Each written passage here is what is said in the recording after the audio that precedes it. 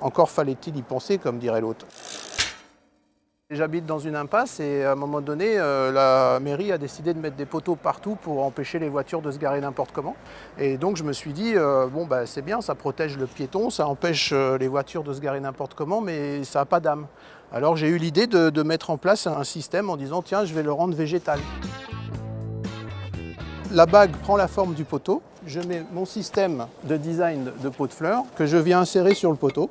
Et après, tout est bien fixé, même le pot à l'intérieur. J'ai fait des rues avec des herbes aromatiques, ce qui a permis à apprendre aux enfants et aux adultes ce qu'était le thym, le laurier, le basilic.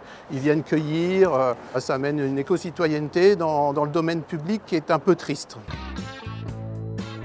La végétalisation, super, mais on a un problème, c'est le mégot de cigarette. Un mégot pollue 500 litres d'eau. Et donc, l'innovation que j'ai sortie, c'est le même système avec un cendrier qui est adapté. On collecte et on recycle le mégot et on crée de l'emploi. C'est-à-dire qu'on a mis toute une économie circulaire en place. Le tabac et le papier qui reste autour du mégot peut servir comme compost.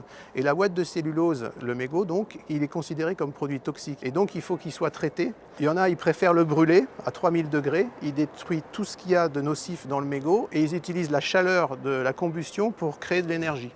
Et une autre école, ils traitent le mégot, ils récupèrent une boue toxique qui brûle et la ouate de cellulose, ils en sortent des plaques qui peuvent servir à faire du design de mobilier, d'emballage. On peut faire plein de choses et là on est en train d'étudier, de savoir si on peut faire des plaques d'isolation thermique et phonique pour le bâtiment. Et on crée de l'emploi avec des triporteurs électriques qui peuvent venir récolter le mégot. Et on crée de l'emploi en faisant de la fabrication avec le produit final, la deuxième vie du mégot si vous voulez. Pour mon cas, oui, j'ai jamais loupé une élection depuis que j'ai eu le droit de vote à 18 ans, c'est-à-dire hier, quoi.